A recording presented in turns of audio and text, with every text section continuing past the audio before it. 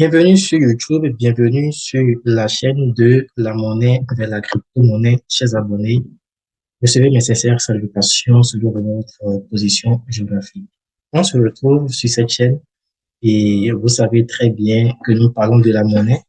Nous avons déjà fait une première vidéo et j'avoue, j'ai constaté à travers cette vidéo que vous portez un intérêt très capital sur cette thématique de la monnaie et cela a incidé sur cette deuxième vidéo. Nous allons continuer et à travers cette vidéo, vous allez encore plus comprendre certaines parties concernant la monnaie et vous permettre d'appréhender un peu plus le monde de la crypto-monnaie.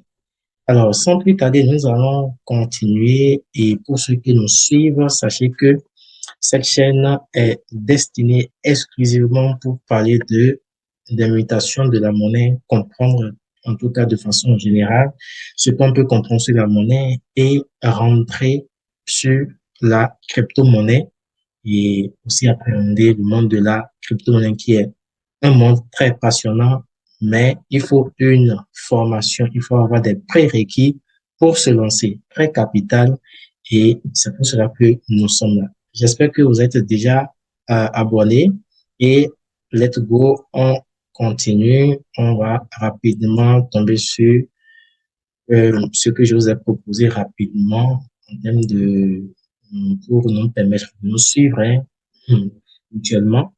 Et là, nous allons entamer le sujet proprement dit. Alors, ici, on va parler de la monnaie. Ici, c'est la partie 2. Pour ceux qui veulent suivre la première partie, le lien sera, voilà, en haut ici. Vous cliquez tout simplement dessus et vous irez regarder la première partie avant de venir sur cette vidéo. Alors, les grandes lignes, rapidement, ici, nous allons voir en premier lieu une explication sur les différentes formes de monnaie, partant du troc primitif, monnaie marchandise, monnaie métallique, monnaie fiduciaire, monnaie scripturale, monnaie électronique, monnaie plastique. Et ensuite, nous allons parler d'où vient l'argent.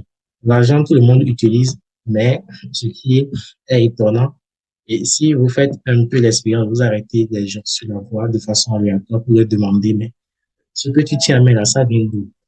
Comment ça s'est passé jusqu'à se retrouver dans ta main? Le mécanisme sera un peu complexe à expliquer, mais à travers ce contenu, vous allez voir que c'est tout un jeu, moi j'appelle ça jeu, et qui est bien organisé. Vous allez voir comment ça se passe. Ensuite, on va parler de quelques définitions, des expressions, quelques créations monétaires, inflation, dévaluation, et pour finir, on va parler de la crypto-monnaie rapidement, et cette vidéo prendra fin sur ça. Alors, rapidement, nous allons aborder la première partie de la ligne, la explication sur les différentes formes de monnaie. Et ici, voilà ce que je vous présente. Le troc primitif. Pourquoi j'ai prisé le troc primitif? Parce que jusqu'à ce jour, le troc continue. Mais ça ne se passe plus de la même manière que dans les temps anciens. Dans les temps anciens, c'était un peu plus brut. C'est trop brut. Aujourd'hui, ça s'est amélioré. On continue de faire le troc, mais c'est d'une autre manière. Alors ici, le troc primitif, c'est un échange direct de biens contre biens. D'accord? Donc, j'ai maïs, j'échange avec haricot, j'ai, comment dire, un mètre carré là, j'ai un carré à te laisser, je te laisse ça, tu me donnes ton cheval, ainsi de suite. En tout cas, on échange les biens. Et aussi, avec le troc, c'est aussi échange de service contre service. Alors, j'ai un champ de cacao, tu t'occupes de ça pendant une semaine, pendant ce temps, j'irai à d'autres occupations. Et lorsque le temps de maïs va venir, j'irai sur ton champ pour faire la même chose pendant une semaine. Donc, on se rentrait des services comme ça. Et aussi, ça peut s'intervertir. Donc, service contre bien ou vice-versa. Alors, ça, c'est le troc primitif. Mais il y avait un petit problème là, au niveau du troc primitif, c'était le problème de la double coïncidence. C'est-à-dire que vous avez le produit, d'accord, vous avez un produit que vous voulez troquer, mais il s'avère que la personne qui veut prendre n'est pas forcément intéressée par le produit. où la personne est intéressée, mais ce que vous recherchez, la personne n'a pas. Donc, vous voyez, ça, c'est un problème. On appelle ça la double coïncidence.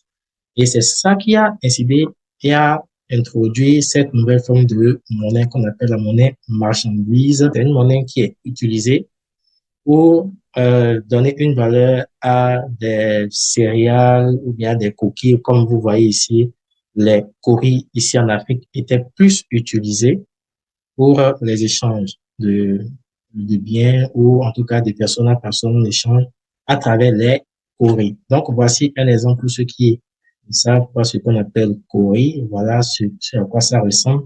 Et d'autres vont utiliser ce qu'on appelle les barres de sel, d'autres même vont utiliser des céréales, ainsi de suite. Il y avait plusieurs choses qu'ils ont utilisées en ce temps-là pour faire l'échange. Mais il y a un problème là.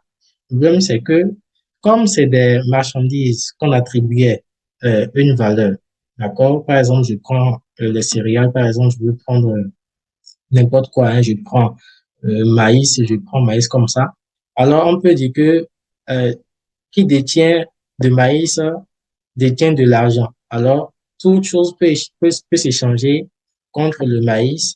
Ce qui va se passer, c'est que si le truc est là, comme ça, le maïs est là, on voit que le maïs, s'il n'y a pas les conditions qu'il faut, ça peut pourrir. Les souris peuvent venir et prendre leur part.